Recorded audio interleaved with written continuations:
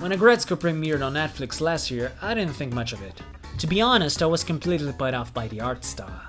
It looked like some cheap flash animation, by god we had enough of those already. Needless to say, that was a big mistake. I was just missing out one of the best animes of 2018. While many anime set in Japan take place in a school setting, Aggretsuko throws that out of the window and takes an honest look at the stress associated with the modern work life, often to hilarious levels. Aggretsuko is your ordinary 25-year-old woman who seemingly wants nothing more than to be a model citizen. Save for the fact that she's a metalhead who routinely escapes to her karaoke sanctuary, that is. In that tiny room, away from the judging eyes of her co-workers, she can let out all her bottled-up anger and despair. The desperate need for this emotional outlet says much about the current Japanese society. Hell, it says much about society as a whole.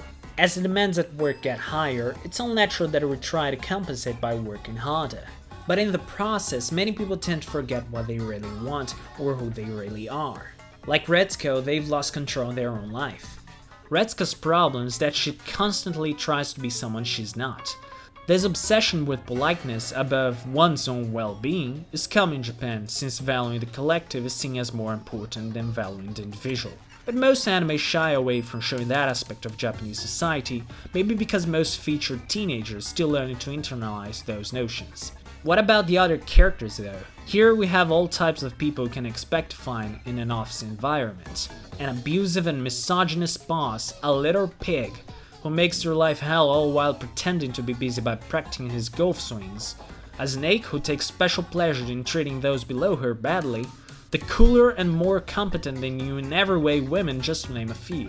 What's interesting is that many of these characters are developed beyond their initial impressions, and we're talking about a 10-episode comedy anime whose episodes don't exceed the 15-minute mark. Aggretsuko herself is not what she seems at first.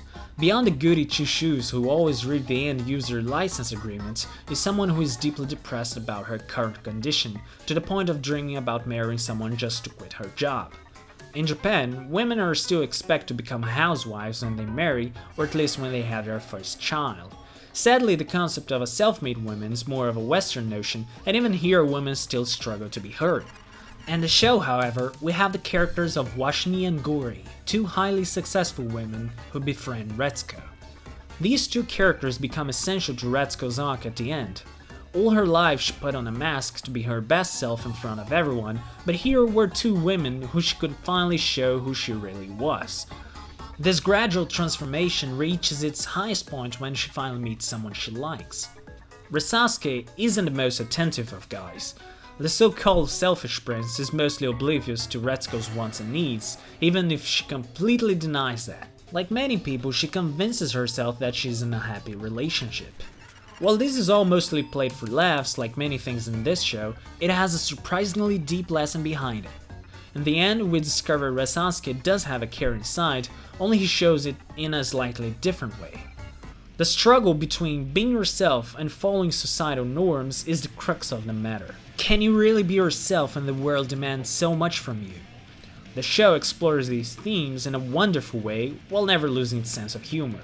It shows that humor can deliver a powerful societal commentary while being funny as hell in the process.